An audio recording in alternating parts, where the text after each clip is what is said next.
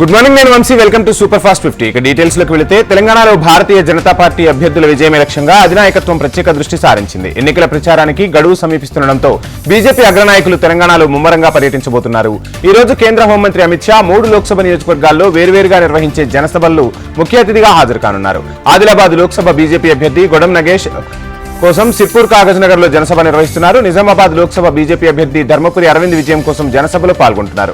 Malkajgiri Lok Sabha BJP అభ్యర్థి ఈటెల రాజేందర్ విజయం కోసం సికింద్రాబాద్ లో జరిగే జనసభల్లో అమిత్ షా పాల్గొంటారు. ఈ సభల ద్వారా పార్టీ కార్యకర్తల్లో జోష్ నింపి బీజేపీ అభ్యర్థుల విజయానికి కృషి చేయాలని పిలుపునివ్వబోతున్నారు అమిత్ షా. లోక్సభ ఎన్నికల దృష్ట్యా రాష్ట్రంలో కాంగ్రెస్ పార్టీ అభ్యర్థుల తరపున ప్రచారం చేసేందుకు ఆ పార్టీ అగ్రనేత రాహుల్ గాంధీ తెలంగాణకు రానున్నారు. నిర్మల్, జోగులాంబ, గద్వాల్ జిల్లాలలో జరిగే సమావేశాల్లో పాల్గొంటారు రాహుల్. రైతు రుణమాఫీ గ్యారంటీల అమలు గురించి మాట్లాడనున్నారని పార్టీ వర్గాలు చెబుతున్నాయి. ఈ నేపథ్యంలో భారీ బహిరంగ సభకు కాంగ్రెస్ శ్రేణులు విస్తృత ఏర్పాట్లు చేస్తున్నారు. ఆదిలాబాద్ స్థానాన్ని కాంగ్రెస్ సైతం ప్రతిష్టాత్మకంగానే తీసుకుంటుంది. ఇప్పటికే ముఖ్యమంత్రి రేవంత్ రెడ్డి ఆదిలాబాద్, ఆసిఫాబాద్ సభల్లో పాల్గొని ఎన్నికల శంఖారావాన్ని పూరించగా తాజాగా ఆదివారం నిర్మల్లో ఏర్పాటు చేసే బహిరంగ సభకు రాహుల్ గాంధీ రానున్నారు.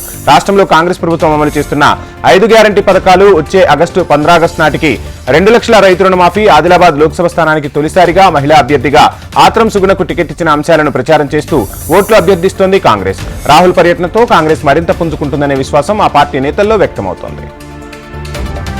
ఎన్నికల కోడ్ నేపథ్యంలో తెలంగాణ వ్యాప్తంగా ఎన్నికల అధికారులు విస్తృతంగా తనిఖీలు చేస్తున్నారు. వేర్వేరు చోట్ల నిర్వహించిన తనిఖీల్లో సీఎం రేవంత్ రెడ్డితో పాటు ఇతరుల వాహనాలను కూడా అధికారులు సోదాలు చేశారు. కొత్తగూడెంలో కాంగ్రెస్ బహిరంగ సభకు వచ్చిన రేవంత్ రెడ్డి కాన్వాయ్ను ఎన్నికల రిటర్నింగ్ అధికారులు, పోలీసులు క్షుణ్ణంగా తనిఖీ చేశారు. ఈసీ అధికారుల తనిఖీలకు సీఎం సెక్యూరిటీ సిబ్బంది సహకరించారు. కొత్తగూడెం బహిరంగ సభలో హాజరయ్యేందుకు హెలికాప్టర్లో వెళ్లిన రేవంత్ హెలిప్యాడ్ నుంచి సభా ప్రాంగణానికి చేరుకోవడానికి కాన్వాయ్ అవసరం ఉంటుంది. ఈ క్రమంలోనే సీఎం కాన్వాయ్ను ఎన్నికల కోడ్లో భాగంగా అధికారులు తనిఖీ చేశారు. వ్యాపారాలు, పదవుల కోసం మాత్రమే డీకే అరుణ ముందు ఉంటారని సీఎం రేవంత్ రెడ్డి ఆరోపించారు. ఉమ్మడి మహబూబ్ నగర్ జిల్లా అభివృద్ధికి డీకే అరుణ ఎందుకు కృషి చేయలేదని ప్రశ్నించారు. మహబూబ్ నగర్ లోని కొత్తకోట వద్ద జరిగిన కార్నర్ మీటింగ్ లో సీఎం రేవంత్ రెడ్డి పాల్గొన్నారు. 13 ఏళ్ల వయసులో వనపర్తికి 7వ తరగతి చదివేందుకు వచ్చానని, 7వ తరగతి చదివేటప్పటి నుంచి నాకు వనపర్తితో అనుబంధం ఉందని సీఎం రేవంత్ రెడ్డి గుర్తు చేసుకున్నారు. రాష్ట్రానికి పాలమూరు జిల్లాకు చెందిన వ్యక్తి సీఎంగా ఉండొద్దని ఢిల్లీ నుంచి వచ్చిన వారు చూస్తున్నారని రేవంత్ రెడ్డి ఆరోపించారు. డీకే అరుణకు కాంగ్రెస్ ఏం తక్కువ చేసిందని ప్రశ్నించారు. కాంగ్రెస్ పార్టీ రేవంత్ రెడ్డిని ఎమ్మెల్యేగా, ఎంపీగా, ఇప్పుడు ముఖ్యమంత్రిని చేసిందన్నారు. వంశీచంద్రెడ్డిని గెలిపిస్తే పాలమూరు జిల్లాకు ఉపాధి కల్పిస్తామని హామీ ఇచ్చారు. ఉమ్మడి మహబూబ్ నగర్ లోని 14 నియోజకవర్గాల అభివృద్ధికి ప్రణాళిక సిద్ధం చేయాలని చిన్నారెడ్డికి చెప్పారని వివరించారు. మోదీ, అమిత్ షా అండతో తనపై ఢిల్లీలో కేసు పెట్టించారన్నారు. బీజేపీ రిజర్వేషన్లు రద్దు చేస్తామంటే ఊరుకునే ప్రసక్తే లేదని తాను చెప్పారని అన్నారు. ఉమ్మడి పాలమూరు జిల్లాను ఎడారి చేయాలని చాలా మంది చూస్తున్నారని ధ్వజమెత్తారు. డీకే అరుణ రాష్ట్ర ప్రభుత్వాన్ని పడగొట్టాలని చూస్తున్నారని సీఎం రేవంత్ రెడ్డి ఆరోపణలు చేశారు. రైతు భరోసాపై చర్చకు సిద్ధమా అంటూ కేసీఆర్ కు సీఎం రేవంత్ రెడ్డి సవాల్ విసిరారు. ఈ నెల 9లోపు రైతులందరికీ రైతు భరోసా నిధులు ఇస్తామని తెలిపారు. అన్నదాతలకు డబ్బులు ఇవ్వకుంటే అమరవీరుల స్తూపం సాక్షిగా మొక్కు నేలకు రాస్తానని, లేకుంటే మీరు అదే పని చేస్తారా అని కేసీఆర్ ని నిలదీశారు రేవంత్. రుణమాఫీ సైతం ఆగస్టు 15లోపు పూర్తి చేసి రైతుల రుణం తీర్చుకుంటామన్నారు. రాష్ట్రాన్ని దివాళా తీయించి రైతు రుణమాఫీ గురించి మాట్లాడుతున్నారని ఎద్దేవా చేశారు రేవంత్. 6 గ్యారంటీల పేరుతో కాంగ్రెస్ పార్టీ ప్రజలను మోసం చేసిందన్నారు సిద్దిపేట ఎమ్మెల్యే హరీష్ రావు. ప్రజాపాలన పేరుతో అధికారంలోకి వచ్చిన సీఎం రేవంత్ రెడ్డి ఒక్కరోజు మాత్రమే ప్రజలను కలిశారని విమర్శించారు. మంత్రులు కూడా 2 రోజులు మాత్రమే ప్రజలకు అవకాశం ఇచ్చారని అన్నారు. ప్రజాపాలనలో 3,50,000 దరఖాస్తులు వచ్చాయన్న ఆయన అందులో ఎన్ని పరిష్కరించారని ప్రశ్నించారు హరీష్ రావు. జీఎస్టీ అధికారులను సైబర్ క్రైమ్ పోలీసులు అరెస్టు చేయడం సంచలనం సృష్టించింది. జీఎస్టీ రీఫండ్ ఫ్రాడ్ కేసులో 5 జీఎస్టీ అధికారులు అరెస్ట్ అయ్యారు. ఎలక్ట్రికల్ బైక్ కంపెనీ ఉన్నట్లు సృష్టించి నిందితులు జీఎస్టీ రీఫండ్ చేసినట్లు పోలీసులు గుర్తించారు. వ్యాపారులతో కలిసి జీఎస్టీ అధికారులు మోసాలకు పాల్పడినట్లు తెలుస్తోంది. దాదాపు 40 కోట్ల రూపాయలను వ్యాపారులతో కలిసి జీఎస్టీ అధికారులు కాజేశారు. అరెస్ట్ అయిన వారిలో Nalgonda GST deputy commissioner Swarnakumar, state tax assistant కమిషనర్లు వేణుగోపాల్, విశ్వకిరణ్ మహతా ఉన్నారు. వీరితో డిప్యూటీ స్టేట్ జీఎస్టీ కమిషనర్ వెంకటరమణను సైతం సైబర్ పోలీసులు అరెస్టు చేశారు. ఇదే కేసులో గతంలో 4 వ్యక్తులను సీసీఎస్ పోలీసులు అరెస్టు చేశారు. హైదరాబాద్ గాంధీ భవన్ లో కాంగ్రెస్ దళిత నేతలు రాజ్యాంగ పరిరక్షణ దీక్ష చేపట్టారు. బీజేపీ రాజ్యాంగాన్ని రద్దు చేయాలని చూస్తుందని కాంగ్రెస్ దళిత నేతలు ఆరోపించారు. బీజేపీ విధానాలకు వ్యతిరేకంగా ఈ దీక్ష చేసినట్లు పేర్కొన్నారు. మోడీ హటావో, దేశ్ బచావో అంటూ నినాదాలు చేశారు. రిజర్వేషన్లపై బీజేపీ చేస్తున్న వ్యాఖ్యలు సరికావన్నారు. 3వ సారి మోడీ అధికారంలోకి వస్తే రిజర్వేషన్లు రద్దు చేస్తారని అన్నారు. రాజన్న సిరిసిల్ల జిల్లాలో పార్లమెంట్ ఎన్నికల ప్రచారం నిర్వహించిన ఎమ్మెల్యే కేటీఆర్ కు ఊహించని అనుభవం ఎదురైంది. మార్కెట్లో ఎన్నికల ప్రచారం చేస్తూ మహిళలను పలకరించారు కేటీఆర్. అయితే అక్కడ ఉన్న లక్ష్మి అనే మహిళ కేటీఆర్ ను ప్రశ్నించింది. సిరిసిల్ల జిల్లా పెద్దూరు శివారు ప్రాంతంలో మెడికల్ కాలేజీ నిర్మాణం కోసం తీసుకున్న వ్యవసాయ భూములను తిరిగి తమకు అప్పగించాలని కేటీఆర్ ను కోరింది. కాలేజీ నిర్మాణం కోసం సేకరించిన భూముల్లో తనకున్న 2 ఎకరాల భూమి పోయిందని ఆవేదన వ్యక్తం చేసింది. భూమి ఎప్పుడు తిరిగి ఇస్తారని కేటీఆర్ ను అడిగింది. కలెక్టర్తో మాట్లాడి త్వరలోనే ఇప్పిస్తానంటూ కేటీఆర్ సమాధానమిచ్చారు. ఇక మార్కెట్లోనూ కనీస సౌకర్యాలు లేక ఇబ్బందులు పడుతున్నామని తెలిపింది ఆ మహిళ. భారత్లో ప్రస్తుతం ముస్లింల పరిస్థితి హిట్లర్ హయాంలో యూదుల పరిస్థితి ఎలా ఉందో అలా ఉందని ఎంఐఎం చీఫ్ అజదుద్దీన్ ఓవైసీ ఆరోపించారు. ఎన్నికల్లో గెలుపు కోసం మోడీ ముస్లింలను లక్ష్యంగా చేసుకున్నారని విమర్శలు ఎక్కుపెట్టారు. నాడు యూదుల పట్ల హిట్లర్ ఎలా వ్యవహరించారో ఇప్పుడు ముస్లింల పట్ల మోడీ అలాగే వ్యవహరిస్తున్నారని అన్నారు. ఏఎన్ఐ వార్తా సంస్థకు ఇచ్చిన ఇంటర్వ్యూలో అసదీ కీలక వ్యాఖ్యలు చేశారు. ప్రధాని మోడీ అన్ని రంగాల్లో స్త్రీలకు ప్రాధాన్యమిచ్చారని మల్కాజ్గిరి బీజేపీ అభ్యర్థి ఈటెల రాజేందర్ అన్నారు. గ్రామీణ ప్రాంతాల్లో పేదలకు మరుగుదొడ్లు నిర్మించి మహిళల ఆత్మగౌరవాన్ని కాపాడారన్నారు. కంటోన్మెంట్లో బీజేపీ మహిళా మోర్చా ఆధ్వర్యంలో జరిగిన సమ్మేళనానికి ఈటెల ముఖ్య అతిథిగా హాజరయ్యారు. చట్టసభల్లో 33% రిజర్వేషన్ అమలు చేసి మహిళల గౌరవాన్ని మరింత పెంపొందించారని పేర్కొన్నారు. గతంలో 50 సంవత్సరాల పాటు దేశాన్ని పాలించిన కాంగ్రెస్ మహిళలకు సరైన గౌరవాన్ని ఇవ్వడంలో పూర్తిగా వైఫల్యం చెందిందని ఆరోపించారు. నారీ శక్తిని మరింత బలోపేతం చేసేందుకు మోడీ తీసుకున్న నిర్ణయాలు ప్రపంచానికే ఆదర్శంగా నిలుస్తాయని ఈటెల అన్నారు. మహబూబ్ నగర్ పార్లమెంటు బీజేపీ అభ్యర్థి డీకే అరుణ బర్త్డే వేడుకలు ఘనంగా జరిగాయి. 65వ బర్త్డే సందర్భంగా మహబూబ్ నగర్ పద్మావతి కాలనీలోని డీకే అరుణ నివాసానికి అభిమానులు పార్టీ కార్యకర్తలు పోటెత్తారు. అరుణకు పుష్పగుచ్చాలు అందజేస్తూ పుట్టినరోజు శుభాకాంక్షలు తెలిపారు. ఇక అరుణ పుట్టినరోజులో భాగంగా అభిమానులు అరుణతో 64 కేజీల స్పెషల్ కేక్ కట్ చేయించారు. అటు మహబూబ్ నగర్ జిల్లా కేంద్రంలోని ఎనుగొండలో గల అనాథాశ్రమంలోని పిల్లల మధ్య తన పుట్టినరోజు వేడుకలు జరుపుకున్నారు డీకే అరుణ. ఆశ్రమంలోని చిన్నారులకు పండ్లు, స్వీట్స్ పంచిపెట్టారు. ఈ సందర్భంగా అరుణకు ప్రత్యేక శుభాకాంక్షలు తెలిపారు. అనాథాశ్రమంలోని చిన్నారులు యాజమాన్యం అనంతరం శుభాకాంక్షలు చెప్పారు. బస్టాండ్ సమీపంలోని శ్రీ రేణుకా ఎల్లమ్మను కూడా దర్శించుకున్నారు. స్థానికులతో కలిసి అమ్మవారికి ప్రత్యేక పూజలు చేశారు. రాబోయే ఎన్నికల్లో అఖండ విజయాన్ని అందించాలని, పాలమూరు ప్రజలంతా ఆయురారోగ్యాలతో ఉండాలని అమ్మవారిని వేడుకున్నారు డీకే అరుణ. బీఆర్ఎస్ నేత క్రిషాంక్ను పోలీస్ కస్టడీకి నాంపల్లి కోర్టు అనుమతిచ్చింది. ఓయూ సర్క్యులర్ ని సోషల్ మీడియాలో వైరల్ చేసిన కేసులో క్రిషాంక్ను అరెస్టు చేసి రిమాండ్కు తరలించారు. ప్రస్తుతం చెంచల్గూడ జైల్లో ఉన్న క్రిషాంక్ను కస్టడీకి ఇవ్వాలని కోరుతూ పోలీసులు పిటిషన్ దాఖలు చేశారు. విచారణ చేపట్టిన నాంపల్లి న్యాయస్థానం ఒకరోజు కస్టడీకి తీసుకోవచ్చని తెలిపింది. చెంచల్గూడ జైలు నుంచి క్రిషాంక్ను కస్టడీలోకి పోలీసులు తీసుకున్నారు. రాష్ట్ర ప్రభుత్వ పనితీరు ఒక పిచ్చోడి చేతిలో రాయిలా ఉందని సిరిసిల్ల ఎమ్మెల్యే కేటీ అన్నారు. కేసీఆర్ ప్రజల ఆకాంక్షలకు, పోరాటాలకు అనుగుణంగా ఏర్పాటు చేసిన కొత్త జిల్లాలను రద్దు చేసే ఆలోచనలో రేవంత్ రెడ్డి ఉన్నారని, ఒకవేళ జిల్లాలను రద్దు చేస్తే బీఆర్ఎస్ పార్టీ నాయకత్వంలో ఉద్యమం తప్పదని హెచ్చరించారు. సిరిసిల్ల నేతన్నల విషయంలో కాంగ్రెస్ పార్టీ యొక్క వైఖరిని చెప్పాలని డిమాండ్ చేశారు. కేసీఆర్ ప్రభుత్వం అభివృద్ధి చేసిన దానికి పూర్తి వ్యతిరేకంగా రేవంత్ రెడ్డి పనిచేస్తున్నారని ఆరోపించారు. 3000 కోట్లతో సిరిసిల్ల నేతన్నలకు బతుకమ్మ చీరలు ఆర్డర్ ఇస్తే వాటన్నింటినీ క్యాన్సిల్ చేసి కేసీఆర్ చేసిన అభివృద్ధికి వ్యతిరేకంగా పనిచేస్తున్నారని ఎద్దేవా చేశారు. 125 అడుగుల అంబేద్కర్ విగ్రహాన్ని ఏర్పాటు చేస్తే దానికి ఇప్పటి వరకు రేవంత్ రెడ్డి కనీసం దండ కూడా వేయలేదని ఆగ్రహం వ్యక్తం చేశారు కేటీఆర్. బీజేపీకి ఓటు వేస్తే బానిస బతుకులవుతాయని మంత్రి కొండా సురేఖ అన్నారు. ప్రధాని మోడీకి పేదల కష్టాలు కనిపించవని, ఆదాని అంబానీలకు ఏం కావాలో అవే చూస్తారని విమర్శించారు. వెనకబాటుకు గురైన మెదక్ ప్రాంత అభివృద్ధి కాంగ్రెస్తోనే సాధ్యమన్నారు. తనను ఎంపీగా గెలిపిస్తే ప్రజలకు అందుబాటులో ఉండి అభివృద్ధి చేస్తానని మెదక్ ఎంపీ కాంగ్రెస్ అభ్యర్థి నీలం మధు తెలిపారు. ఇందిరాగాంధీ ప్రాతినిధ్యం వహించిన స్థానం నుంచి తనకు అవకాశం కల్పించాలని కోరారు. సంగారెడ్డిలో సిపిఎం విస్తృత స్థాయి సమావేశం జిల్లా కార్యదర్శి గొల్లపల్లి జయరాజ్ అధ్యక్షతన ఈ సమావేశం జరిగింది. మల్కాజ్గిరి లోక్సభ బీజేపీ అభ్యర్థి ఈటెల రాజేందర్ కు రోజురోజుకు మద్దతు పెరుగుతుంది. సామాజిక వర్గాల వారీగా ఆత్మీయ సమ్మేళనాలు నిర్వహించి ఈటెల రాజేందర్ కు మద్దతు తెలుపుతున్నారు. తాజాగా ఎల్బీ నగర్లోని నాగోల్లో పెరిక సామాజిక వర్గం ఆత్మీయ సమ్మేళనం నిర్వహించి ఈటెలకు మద్దతుగా నిలిచింది. సాహసానికి మారుపేరు పెరిక కులమని ఈటెల రాజేందర్ తెలిపారు. అధికారం ఉన్నా లేకున్నా పెరికల సమస్యలపై పోరాటం చేస్తానని హామీ ఇచ్చారు. పేద ప్రజలకు ఆదర్శంగా నరేంద్ర మోడీ పాలన సాగుతోందని చెప్పారు. మాయమాటలు చెప్పి అధికారంలోకి వచ్చిన కాంగ్రెస్ బీజేపీలను ఎంపీ ఎన్నికల్లో చిత్తుచిత్తుగా ఓడించాలని మాజీ మంత్రి హరీష్ రావు పిలుపునిచ్చారు. సిద్దిపేట జిల్లా భూంపల్లి మండల కేంద్రంలో కార్నర్ మీటింగ్ నిర్వహించారు. కాంగ్రెస్ ప్రభుత్వం డిసెంబర్ 3న 2 లక్షల రుణమాఫీ, 6 గ్యారంటీలతో మహాలక్ష్మి, రైతు భరోసా, నిరుద్యోగ భృతి, 4000 పింఛన్, తులం బంగారం ఇస్తామని మోసం చేశారన్నారు. కొత్త పథకాలు పక్కన పెడితే ఉన్న పథకాలు మూలన పడ్డాయన్నారు. లోక్సభ ఎన్నికల్లో కాంగ్రెస్ కు బీజేపీకి గట్టి బుద్ధి చెప్పాలన్నారు. రాహుల్ గాంధీని ప్రధానమంత్రిని చేసి ప్రజా సంక్షేమాన్ని సాధించుకోవాలని మహబూబ్ నగర్ పార్లమెంటు కాంగ్రెస్ అభ్యర్థి చల్లా వంశీచందర్ రెడ్డి పిలుపునిచ్చారు. జడ్చర్ల పట్టణంలో జరిగిన ముదిరాజుల ఆత్మీయ సమ్మేళన కార్యక్రమంలో ఆయన ముఖ్య అతిథిగా హాజరయ్యారు. ముదిరాజులు సామాజికంగా, ఆర్థికంగా, రాజకీయ రంగాలలో అభ్యున్నతి చెందాలని ఆకాంక్షించారు. గత ప్రభుత్వ పాలనలో కులవృత్తి పేరు మీద సామాజిక దోపిడీ చేశారని, కులాల వారీగా రాష్ట్రంలో సంపదను కొల్లగొట్టారని వంశీచంద్రెడ్డి ఆరోపించారు. తనను మహబూబ్ నగర్ ఎంపీగా గెలిపిస్తే ముదిరాజ్ అభ్యున్నతి కోసం పార్లమెంటు వేదికగా మీ వాణిని బలంగా వినిపించి అభివృద్ధి వైపు నడిపించే దిశగా కృషి చేస్తారని వంశీచంద్రెడ్డి హామీ ఇచ్చారు.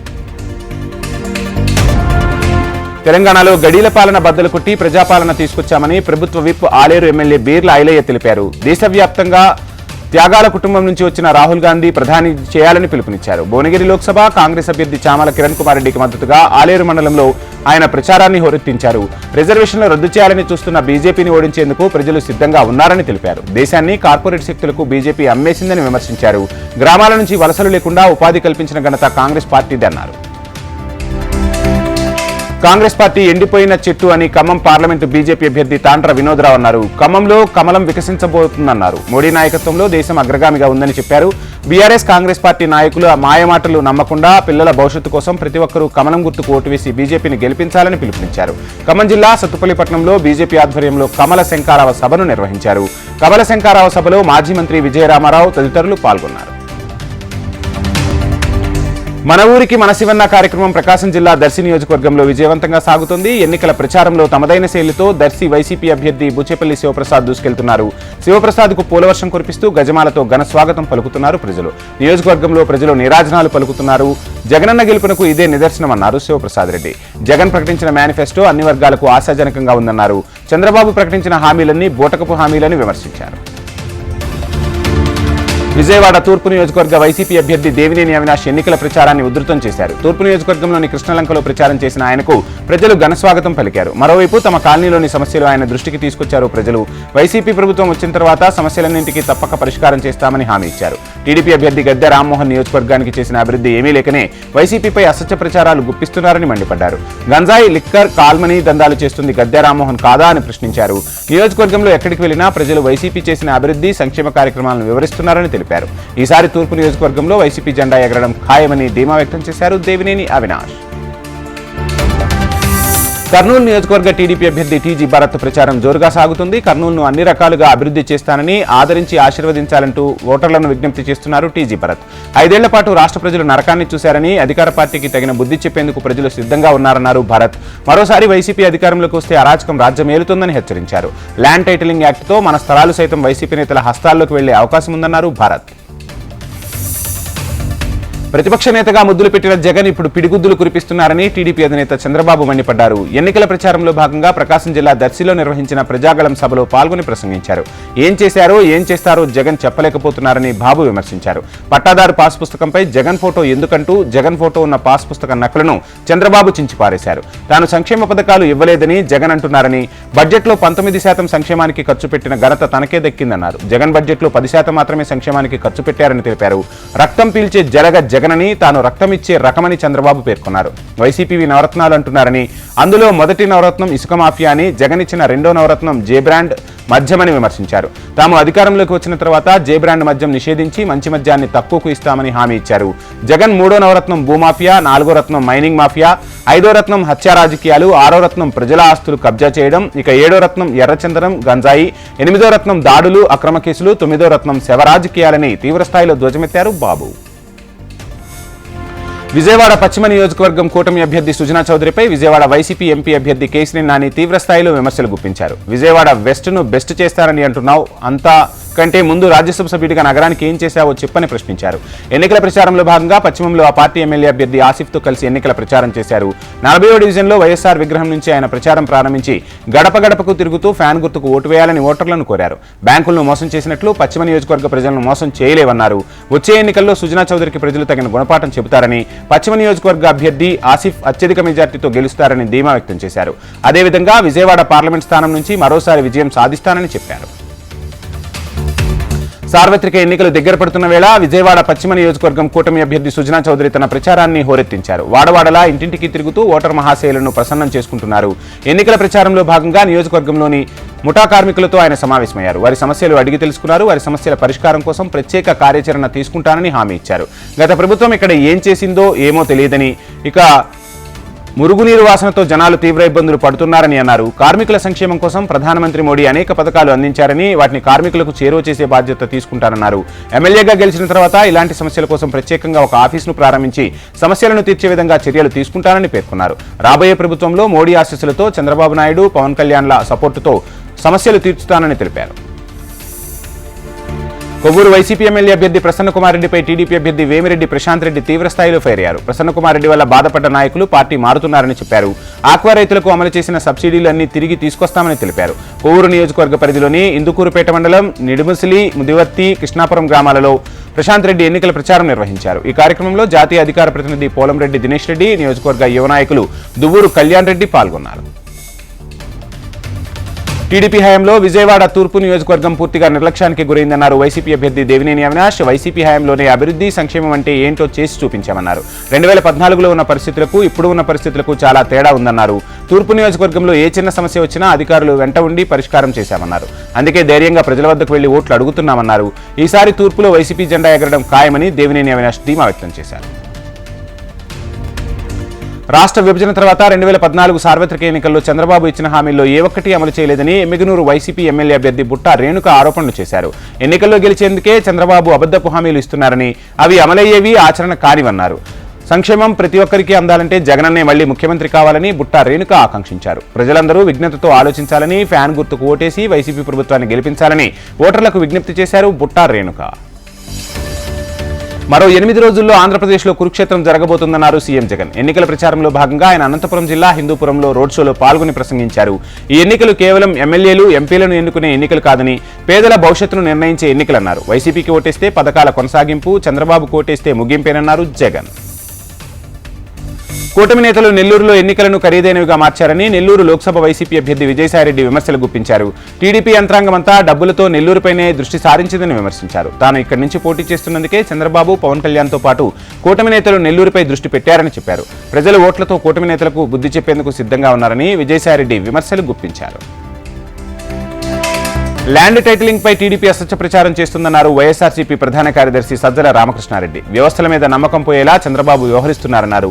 ప్రభుత్వాధినేత భూములు మింగేస్తారని చెప్పడం దేనికి సంకేతమని ప్రశ్నించారు. అధికారంలోకి రావాలి అనుకున్నప్పుడు చేయాల్సిన విమర్శలు ఇవేనా అని నిలదీశారు. 14 ఏళ్లు సీఎంగా పనిచేసిన వ్యక్తి మాట్లాడాల్సిన మాటలు ఇవేనా అని విమర్శించారు సజ్జల. ముఖ్యమంత్రి జగన్ దిగజారుడు రాజకీయాలు చేస్తున్నారంటూ ఆంధ్రప్రదేశ్ కాంగ్రెస్ అధ్యక్షురాలు వైఎస్ షర్మిల ధ్వజమెత్తారు. తనపై జగన్ తప్పుడు ఆరోపణలు చేస్తున్నారని మండిపడ్డారు. చంద్రబాబుతో తాను చేతులు కలిపానని ఏ ఆధారాలతో చెబుతున్నారంటూ నిలదీశారు. చంద్రబాబుతో ఈ వైఎస్ఆర్ బిడ్డ చేతులు కలిపిందని నిరూపించాలని సవాల్ విసిరారు. జగన్ మానసిక స్థితి గురించి నాకు భయం వేస్తుందని, అద్దంలో చూసుకుంటే జగన్కు చంద్రబాబు ముఖమే కనబడుతోందా అని ప్రశ్నించారు షర్మిల. చంద్రబాబు అన్ని వర్గాల ప్రజలకు మంచి చేకూర్చే 25 సంక్షేమ పథకాలు అందించారన్న మడకశిర టీడీపీ ఎమ్మెల్యే అభ్యర్థి ఎంఎస్ రాజు అన్నారు. వృద్ధులకు 4000 పెన్షన్, వికలాంగులకు 6000 పెన్షన్, ఒక కుటుంబానికి 3 ఉచిత సిలిండర్లు అందించనున్నారు అని చెప్పారు. సంక్షేమ పథకాల అమలు చంద్రబాబుతోనే సాధ్యమన్నారు. శ్రీ సత్యసాయి జిల్లా రోళ్ల మండల పరిధిలోని హుల్లికుంట గ్రామంలో రోడ్ షో నిర్వహించారు. పలు పంచాయతీల్లో ఎంఎస్ రాజు కేక్ కట్ చేసి పుట్టినరోజు వేడుకలు జరుపుకున్నారు. ఆంధ్రప్రదేశ్లో అసెంబ్లీ, లోక్సభ ఎన్నికల హడావిడి కొనసాగుతోంది. అసెంబ్లీ, పార్లమెంట్ ఎన్నికలపై బీజేపీ దృష్టి సారించింది. ఈ నేపథ్యంలో బీజేపీ అగ్రనేతలు ఆంధ్రప్రదేశ్పై దృష్టి సారించారు. ఇప్పటికే టీడీపీ, జనసేనతో జతకట్టిన బీజేపీ రాష్ట్రంలో అత్యధిక అసెంబ్లీ స్థానాలతో పాటు ఎక్కువ మంది ఎంపీలను పార్లమెంటుకు తీసుకెళ్లాలని చూస్తోంది. దాంట్లో భాగంగా రేపు ధర్మవరానికి హోంమంత్రి అమిత్ షా రానున్నట్టు బీజేపీ ఆంధ్రప్రదేశ్ అధ్యక్షురాలు పురంధేశ్వరి తెలిపారు. ఈ నెల 6, 8 తేదీల్లో ప్రధాని మోడీ ఆంధ్రప్రదేశ్ రానున్నారని వివరించారు. ప్రధాని మోడీ సభలు విజయవంతం చేయాలని కార్యకర్తలకు, శ్రేణులకు పురంధేశ్వరి పిలుపునిచ్చారు. దేశంలో ప్రజాధనాన్ని దోచుకునే సంస్కృతిని భూస్థాపితం చేస్తామని ప్రధానమంత్రి నరేంద్ర మోడీ అన్నారు. ఎన్నికల ప్రచారంలో సరదాగా మాట్లాడటం కాదు, బాధ్యత గల పాలకుడిగా ప్రజాధనాన్ని కాపాడే బాధ్యత తనపై ఉందన్నారు. 10 ఏళ్లలో అవినీతి పరుల ఆట కట్టించామని, ఇక భవిష్యత్తులో వాళ్ళ ఆటలు సాగబోవన్నారు ప్రధాని. 25 ఏళ్లు సుదీర్ఘంగా ముఖ్యమంత్రిగా, ప్రధానమంత్రిగా సేవలందించిన, ఎక్కడా మచ్చలేని నాయకుడిగా రాణించిన విషయాన్ని ప్రస్తావించారు. నాయకుల్లో ప్రజల పట్ల అభిమానం, దేశం పట్ల గౌరవం ఉంటే అవినీతికి ఆస్కారం ఉండదనే అభిప్రాయం వ్యక్తం చేశారు.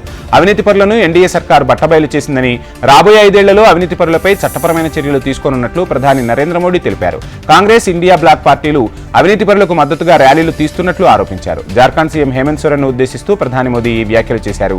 అవినీతి ఆరోపణలు ఎదుర్కొంటున్న మాజీ సీఎం జైల్లో ఉన్నారని, అవినీతిని అంతం చేసేందుకు తమ ప్రభుత్వం కట్టుబడి ఉందని, రాబోయే 5 ఏళ్లలో అలాంటి వారిపై లీగల్ చర్యలు తీసుకుంటామని మోదీ అన్నారు. ప్రధానమంత్రి మోదీ ఈ నెల 14న వారణాసి లోక్సభ స్థానానికి నామినేషన్ దాఖలు చేయనున్నారు. సిట్టింగ్ ఎంపీగా ఉన్న ఆయన ముందు రోజు 13వ తేదీన వారణాసిలో భారీ రోడ్ షోలో పాల్గొంటారని బీజేపీ వర్గాలు తెలిపాయి. ఇక్కడ Congress party UP chief Ajay రాయ్ను పోటీలో ఉంచింది. 2014-2019 సాధారణ ఎన్నికల్లోనూ మోదీపై పోటీకి దిగిన అజయ్ ఓటమి చవిచూశారు. అదేవిధంగా రాజస్థాన్కు చెందిన కమెడియన్ ప్రధాని మోదీ స్వరాన్ని అనుకరించడంలో సిద్ధహస్తుడైన శ్యామ్ రంగీలా కూడా వారణాసి నుంచి బరిలో ఉన్నట్లు ప్రకటించారు. రాయబరేలీలో రాహుల్ గాంధీ భారీ తేడాతో ఓడిపోబోతున్నారని కేంద్ర హోంమంత్రి అమిత్ షా జోస్యం చెప్పారు. అమేథీలో ఓడిపోయిన రాహుల్ గాంధీ వాయనాడ్ పారిపోయారని, ఇప్పుడు అక్కడా ఓడిపోతారని తెలిసి రాయబరేలీకి పరిగెత్తారని విమర్శించారు. లోపం రాహుల్ పోటీ చేస్తున్న స్థానంలో లేదని, ఆయనలోనే ఉందని ఎద్దేవా చేశారు అమిత్ షా. ప్రధాని మోడీ ప్రధానమంత్రిగా దేశ ప్రయోజనాల కోసం తీసుకున్న సాహసోపేత నిర్ణయాలను ప్రజలు గుర్తించి జరగబోయే ఎన్నికల్లో మంచి విజయాన్ని కట్టబెట్టాలని ఎదురుచూస్తున్న విషయాన్ని కాంగ్రెస్ జీర్ణించుకోలేకపోతుందన్నారు. బీజేపీకి వస్తున్న ఆదరణను ఓర్వలేని కాంగ్రెస్ రాజకీయ లబ్ధి కోసం మార్ఫింగ్ వీడియోలతో ప్రజలను తప్పుదో పట్టించే విధంగా వ్యవహరిస్తోందని మండిపడ్డారు. తప్పుడు ప్రచారాలను ప్రజలు నమ్మే పరిస్థితి లేదన్నారు. దేశమంతటా ప్రజలు తీసుకున్న నిర్ణయం జూన్ 4వ తేదీన వెల్లడయ్యే ఫలితాల్లో ప్రతిబింబిస్తుందన్నారు అమిత్ షా. మహారాష్ట్రలో కేంద్ర ఆర్థిక మంత్రి నిర్మలా సీతారామన్ ప్రచారాన్ని హోరెత్తించారు. దేశవ్యాప్తంగా బీజేపీ నేతలు జోరుగా ప్రచారం నిర్వహిస్తున్నారని నిర్మలా సీతారామన్ అన్నారు. మొదటి 2 దశల ఎన్నికలు తమ అంచనాల ప్రకారమే జరిగాయని, బీజేపీ సొంతంగానే 370 సీట్లు సాధిస్తుందని, ఎన్డీఏ కూటమితో కలుపుకుంటే 400 సీట్లు దాటుతాయని ధీమా వ్యక్తం చేశారు.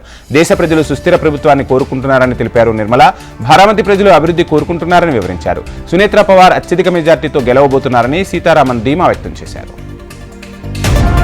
రాహుల్ గాంధీ రాయబరేలీ నుంచి పోటీ చేయడంపై బీజేపీ నేతలు విమర్శలు గుప్పిస్తున్నారు. ఈ అంశంపై కాంగ్రెస్ ప్రధాన కార్యదర్శి కేసీ వేణుగోపాల్ స్పందించారు. గతంలో అటల్ బిహారీ వాజ్పేయి 3 స్థానాల్లో, మోడీ 2 స్థానాల్లో పోటీ చేశారని గుర్తు చేశారు. రాహుల్ గాంధీ వాయనాడ్తో పాటు రాయబరేలీ నుంచి పోటీ చేయడం పార్టీ నిర్ణయమని, క్రమశిక్షణ గల సైనికుల్లా రాహుల్ గాంధీ పార్టీ నిర్ణయాన్ని అనుసరిస్తున్నారని కేసీ వేణుగోపాల్ పేర్కొన్నారు. రాహుల్ గాంధీని విమర్శిస్తున్న బీజేపీ నేతలు ఏనాడు ప్రజల సమస్యలను తెలుసుకునేందుకు ప్రయత్నించలేదని కాంగ్రెస్ నాయకురాలు ప్రియాంక గాంధీ విమర్శలు గుప్పించారు. గుజరాత్లోని బనస్కంతలో నిర్వహించిన బహిరంగ సభలో ప్రియాంక పాల్గొన్నారు. ప్రజల కోసం రాహుల్ గాంధీ కశ్మీర్ నుంచి కన్యాకుమారి వరకు 4000 కిలోమీటర్లు పాదయాత్ర చేశారని గుర్తు చేశారు. నరేంద్ర మోడీ ముఖంపై కనీసం దుమ్ము కూడా పడ్డ దాఖలా కనిపించలేదని, అలాంటి మోడీకి ప్రజల కష్టాలు ఎలా తెలుస్తాయని ప్రియాంక గాంధీ ఆగ్రహం వ్యక్తం చేశారు. రోహిత్ వేముల మృతి కేసుపై కాంగ్రెస్ నేత శశి థరూర్ స్పందించారు. తెలివైన యువ నాయకుడు రోహిత్ వేములను మానసికంగా హింసించారని అన్నారు. రోహిత్ వేముల పట్ల చూపిన వివక్ష ఆత్మహత్యకు ప్రేరేపించిందని చెప్పారు. ఎవరు రోహిత్ వేముల పట్ల అనుచితంగా ప్రవర్తించారు, ఎందుకు ప్రవర్తించారు, ఇలాంటి ప్రశ్నలకు సమాధానం దొరకాల్సిన అవసరం ఉందని శశి థరూర్ పేర్కొన్నారు. బీజేపీ సర్కార్ తీసుకొచ్చిన అగ్నివీర్ కార్యక్రమాన్ని స్వాగతించేందుకు యువత సిద్ధంగా లేదని సమాజ్వాదీ పార్టీ చీఫ్ అఖిలేష్ యాదవ్ అన్నారు. గడిచిన 4 ఏళ్లుగా ఆ ఉద్యోగాల్లో తీసుకున్న యువతకు సరైన సౌకర్యాలు కల్పించడం లేదని చెప్పారు.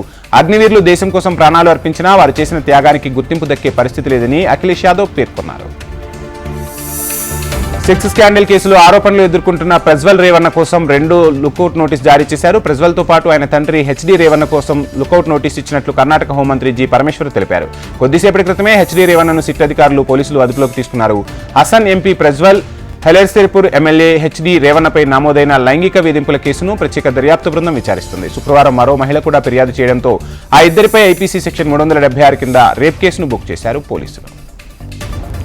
భారత కోర్టు ప్రధాన న్యాయమూర్తి డివై చంద్రచూడ్ నేపాల్లో పర్యటిస్తున్నారు. ఈ పర్యటనలో భాగంగా ఆయన ఉదయం కాఠ్మండ్లోని పశుపతినాథ్ గుడిని దర్శించుకున్నారు.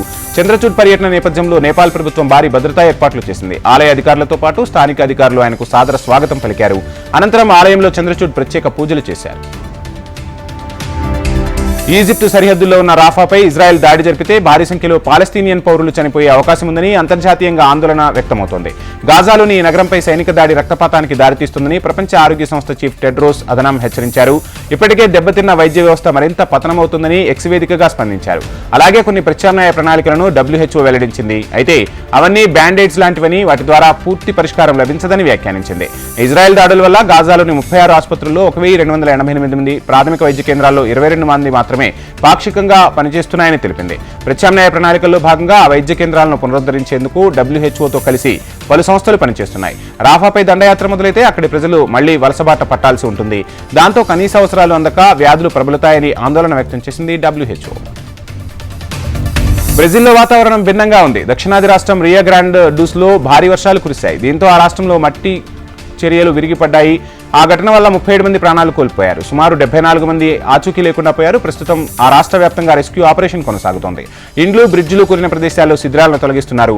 విచిత్ర వెదర్ వల్ల పరిస్థితులు అదుపు తప్పినట్లు ఆ రాష్ట్ర గవర్నర్ లీట్ తెలిపారు. రాష్ట్రంలో ఎమర్జెన్సీ ప్రకటించారు. ఇక ప్రభావిత ప్రాంతాలకు సాయాన్ని అందించనున్నట్లు అధ్యక్షుడు లూజ్ ఇనాసియా తెలిపారు. ఫెడరల్ దళాలు సహాయ కార్యక్రమాల్లో మునిగిపోయాయి. 12 విమానాలు, 45 వాహనాలు, 12 బోట్లను రంగంలోకి దించారు. సుమారు 700 మంది సైనికులు రెస్క్యూ రిలీఫ్ ఆపరేషన్లో పాల్గొంటున్నట్టుగా తెలుస్తుంది. మట్టి చర్యల వల్ల అనేక ప్రాంతాలు మట్టి దిబ్బలుగా మారిపోయాయి. చాలా ప్రదేశాల్లో వాహనాలన్నీ ఆ మట్టిలో మునిగిపోయాయి. ఇండ్లు కోల్పోయిన వారిని సురక్షిత ప్రాంతాలకు తరలించారు అధికారులు. ఆహారం, నీరు అందిస్తున్నారు. స్థానిక గుయాబా నది ఉప్పొంగుతోంది. డేంజర్ లెవెల్స్ దాటి నీరు ప్రవహిస్తోంది. ఐపీఎల్ మ్యాచ్లో రాయల్ ఛాలెంజర్స్ బెంగళూరు జట్టు జయకేతనాన్ని ఎగరవేసింది. పాయింట్ల పట్టికలోనూ ఎగబాకింది. చిన్నస్వామి స్టేడియం వేదికగా గుజరాత్ టైటాన్స్తో తలపడ్డ రాయల్ ఛాలెంజర్స్ బెంగళూరు 4 వికెట్ల తేడాతో విజయాన్ని కైవసం చేసుకుంది. తొలుత బ్యాటింగ్కు దిగిన గుజరాత్ టైటాన్స్ 19 ఓవర్ల 3 బంతుల్లో 147 పరుగులకు ఆలౌట్ అయింది. గుజరాత్ నిర్దేశించిన 148 పరుగుల లక్ష్యాన్ని 13.4 ఓవర్లలో 6 వికెట్లు కోల్పోయి ఛేదించింది. కెప్టెన్ డూప్లిసిస్ 23 బంతుల్లో 64 పరుగులతో టాప్ స్కోరర్గా నిలిచారు. దినేష్ కార్తిక్ దూకుడు ప్రదర్శించి జట్టు విజయంలో చురుగ్గా వ్యవహరించాడు. గుజరాత్ ఓపెనర్లు శుభ్మాన్ గిల్, రుద్దిమాన్ సాహా స్వల్ప స్కోర్లకే వెనుదిరిగారు. ఆర్సీబీ ఫేసర్ మహమ్మద్ సిరాజ్ 2వ ఓవర్లోనే సాహాను అవుట్ చేసి గుజరాత్ వికెట్ల పతనాన్ని ప్రారంభించాడు. తన 2వ ఓవర్లో గిల్ను కూడా క్యాచ్అవుట్గా పెవిలియన్ చేర్చాడు. ఇక యంగ్ ఆల్రౌండర్ క్యామరన్ గ్రీన్ 1 డౌన్లో వచ్చిన సాయి సుదర్శన్ను వెనక్కు పంపాడు. దీంతో పవర్ ప్లేలోనే గుజరాత్ 3 కీలక వికెట్లు కోల్పోయింది. గుజరాత్ ఆటగాళ్ల దూకుడుకు కళ్లెం వేసిన Siraj player of the match award అందుకున్నారు. ఇక రాయల్ ఛాలెంజర్స్ జట్టు లీగ్ దశలో అన్ని మ్యాచ్ల్లో గెలిస్తే ప్లే ఆఫ్ చేరుకునే అవకాశం ఉంటుందనే అభిప్రాయం అభిమానుల్లో వ్యక్తమవుతోంది. ఇవి ఇప్పటివరకు ఉన్న సూపర్ ఫాస్ట్ 50 అప్డేట్స్. చూస్తూనే ఉండండి హెచ్ఎం టీవీ. వార్త ఆగదు, నిజం దాగదు.